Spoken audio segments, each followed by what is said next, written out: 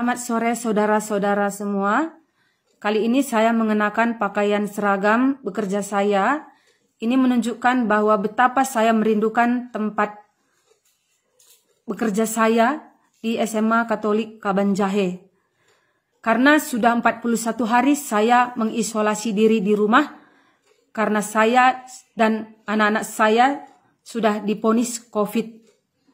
Nah, pada sore ini izinkan saya mengungkapkan hal-hal yang berkaitan dengan hasil swab suami saya sendiri dan juga anak-anak saya yang menurut saya sampai saat ini belum diketahui kepastiannya.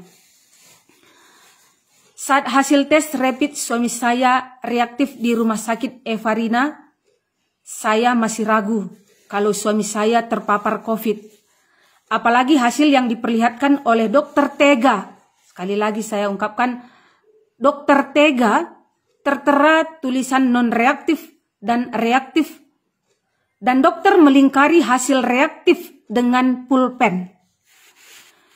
Namun setelah suami saya langsung diisolasi, lalu dalam waktu 6 jam setelah diisolasi, meninggal dunia dengan status PDP berat oleh Dr. Truli Pardede dan langsung dikubur secara COVID oleh tim gugus, saya mulai yakin bahwa suami saya benar terpapar COVID. Keyakinan saya semakin bertambah saat saya dan anak-anak saya juga dinyatakan positif COVID. Walaupun sampai detik ini saya belum melihat surat dari laboratorium bahwa kami benar positif COVID. Jujur saudara-saudara, pada saat saya dan anak-anak saya dinyatakan positif COVID, mental saya dan anak-anak saya benar-benar drop. Apalagi saya baru saja kehilangan suami saya. Keyakinan saya bahwa saya, suami saya dan anak-anak saya terpapar COVID saat ini saudara-saudara sudah berbalik 180 derajat. Hal ini saya ungkapkan bukan tanpa alasan saudara-saudara. Yang pertama, sehari setelah kematian suami saya meninggal dunia, kami tidak dipantau oleh tim gugus. Sehingga saya dan kerabat saya dan para tetangga saya pada waktu itu berkumpul beramai-ramai membuat acara atas meninggalnya suami saya.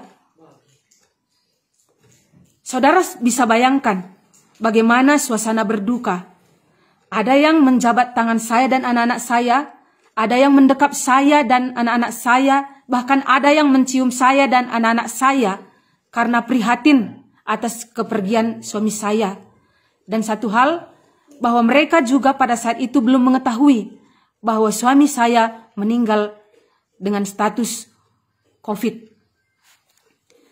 Yang kedua, saya, orang yang kontak langsung dengan suami saya, tidak langsung dijemput oleh tim gugus.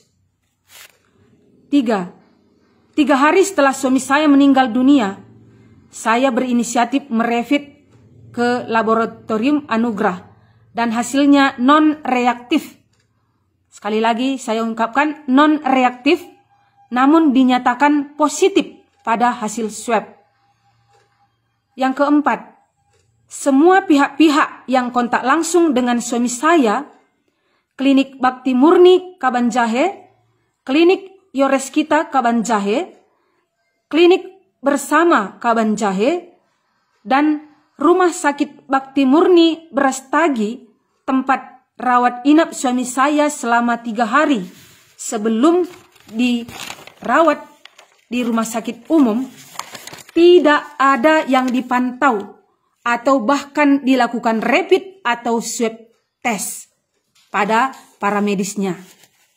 Yang kelima, mertua saya, adik ipar saya yang juga kontak langsung dengan almarhum suami saya juga tidak direvit atau tidak diswab.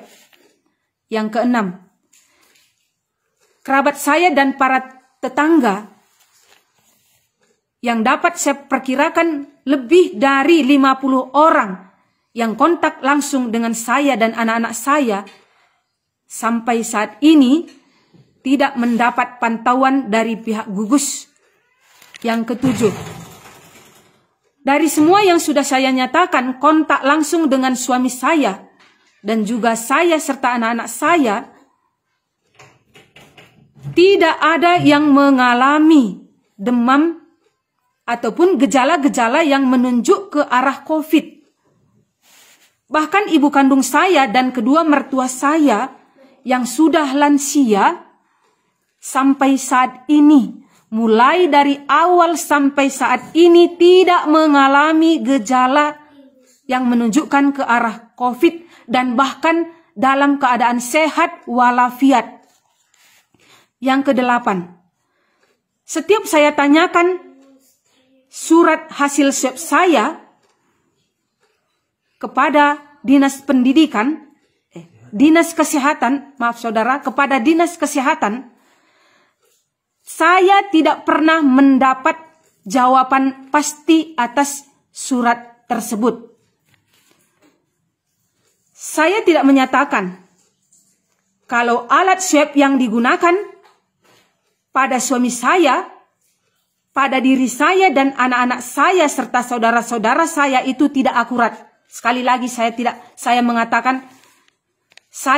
mengatakan bahwa alat swab yang digunakan untuk menswab saya, suami saya, anak-anak saya dan saudara saya itu tidak akurat. Tapi saya mau bertanya,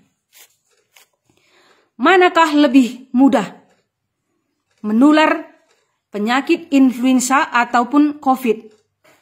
Manakah yang lebih gampang menular influenza atau COVID?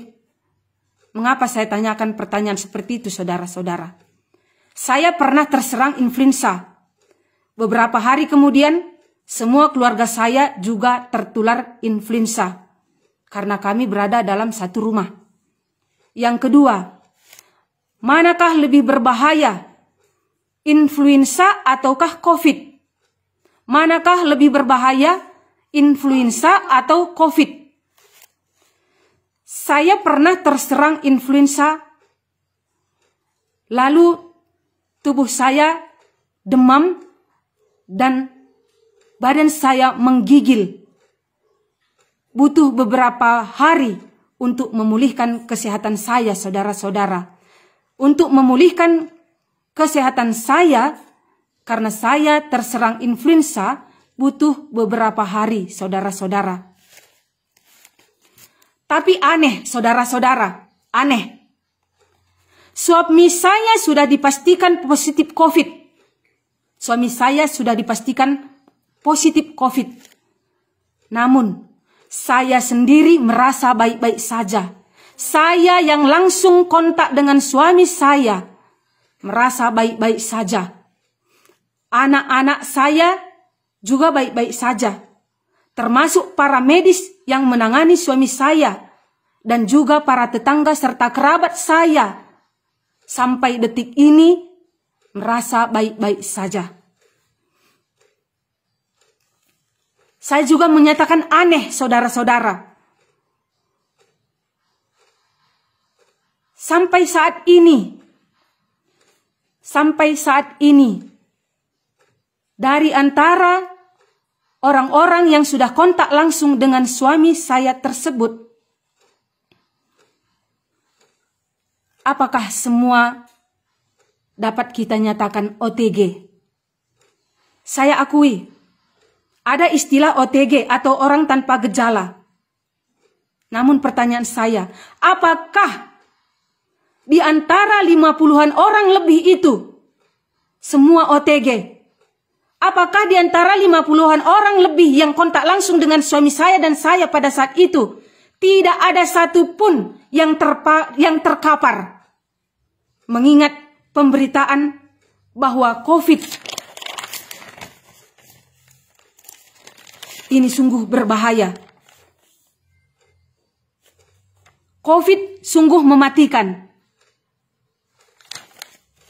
Hei, kamu oknum-oknum yang sudah mempermainkan nyawa orang.